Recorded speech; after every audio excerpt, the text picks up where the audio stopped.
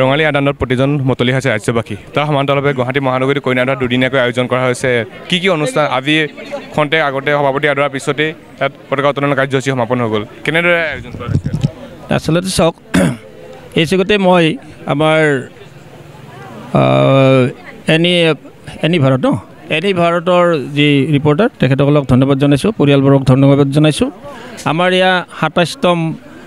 উদয়নগৰ কন্যাধৰা বহাগী উৎসৱৰ প্ৰস্তুতি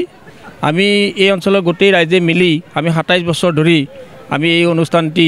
খুব জাক জমকতাৰে আমি পালন কৰি আহিছোঁ কেতিয়াবা আমাৰ বিশেষ পৰিস্থিতিত হয়তো অনুষ্টুপীয়াভাৱেও পালন কৰি আহিছোঁ আৰু এই অঞ্চলৰ ৰাইজখিনি আমাৰ এনেকুৱা যে আমি বাহিৰত বিহু চাব নাযাওঁ আমাৰ আইসকল আছে মহিলাসকল আছে কাৰণ কি বিহুত কিছুমান বহুত উশৃংখল হয় কাৰণে বাহিৰত নাযায় আমাৰ এইখন বিহু একদম আমাৰ গাঁৱলীয়া বিহু আমি গাঁৱৰ পৰা আহি ইয়াত যিহেতু বাস কৰি আছোঁ প্ৰত্যেকেই মিলি জুলি আমি এই বিহুখন আজি ২৭ বছৰ ধৰি সমাপন কৰি আহিছোঁ ইতিমধ্যে ২ বছৰ আগত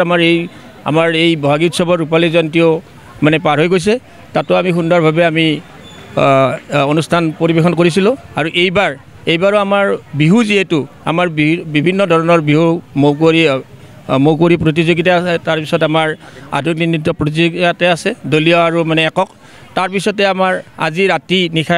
মানে 11 বজাত আকাশ প্ৰীতমৰ গীতৰ শৰাই আছে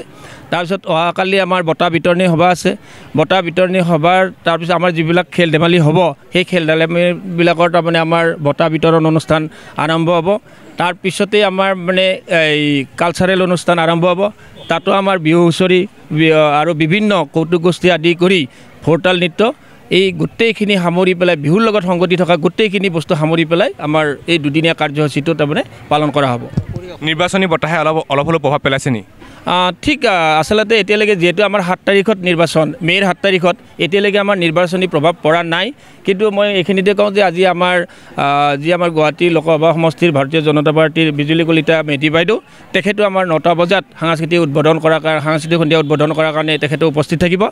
কিন্তু বিশেষভাৱে আমাৰ মানে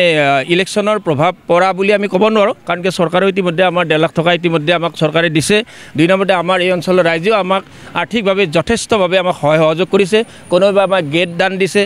তৰণ দান দিছে কোনোবাই ধৰক আমাৰ মঞ্চৰ যি বেকগ্ৰাউণ্ডত LED আছে সেইবিলাক মানে ডনেট কৰিছে আৰু বিভিন্নজনে খাদ্য দুদিনৰ খাদ্য 2জন ব্যক্তিয়ে আমাক মানে ডনেট কৰিছে গতিকে বিভিন্নজনে আমি তাৰমানে ইটো সিটো সহযোগ লৈ পেলাই আমাৰ এই বিহুখন সুন্দৰভাৱে পৰিচালনা কৰাৰ কাৰণে আমি প্ৰস্তুতি আৰম্ভ কৰিছোঁ ধন্যবাদ প্ৰথমে আপোনাক বিহুৰ আন্তৰিক শুভেচ্ছা জনাইছোঁ ৰঙালী আনন্দত মতলি হৈছে প্ৰতিজন অসমবাসী ঠিক তেনেদৰে আয়োজন কৰিছে কি আমি প্ৰথমতে এনি ভাৰতৰ আমি সমূহ কৰ্মকৰ্তা তথা পৰিয়ালবৰ্গ স্বত্বাধিকাৰীসকলক আমি ধন্যবাদ জনাইছোঁ আমাৰ ফালৰ পৰাও আমাৰ ইয়াত 2খন কমিটি আছে এখন আমি স্থায়ী সমিতি আছে 5 বছৰৰ কাৰণে আমি স্থায়ী সমিতি কৰিছোঁ যাতে খুব সুশৃংখলভাৱে আমি পৰিচালনা কৰিব পাৰোঁ তাৰ মই নিজে সভাপতি আছোঁ আৰু এতিয়া আমি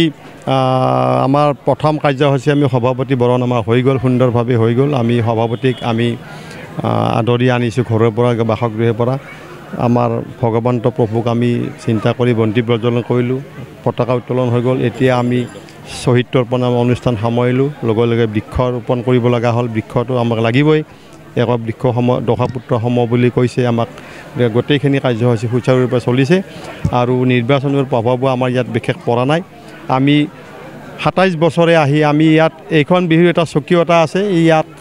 বহুত জাক জমকতা নাই যদিও আমি একদম বিহুৰ পৰম্পৰা ৰক্ষা কৰি আমি এই গাঁওখনৰ ৰাইজে এই গাঁও বুলি আমি কৈছোঁ আমাৰ ৰাইজে ইয়াত একত্ৰিত হৈ আমি কৰোঁ লোকেল আমি যিখিনি মানুহ আছে দান বৰঙণি সকলোৱে দিয়ে কোনো উচ্ছৃংখলতা নাই সুন্দৰভাৱে পৰিপালন কৰে আমি সকলোৱে আনন্দ উপভোগ কৰোঁ এই বিহুত Join BSc Nursing and GNM at St. Martha Institute of Nursing Guwahati under SM Group of Institutions.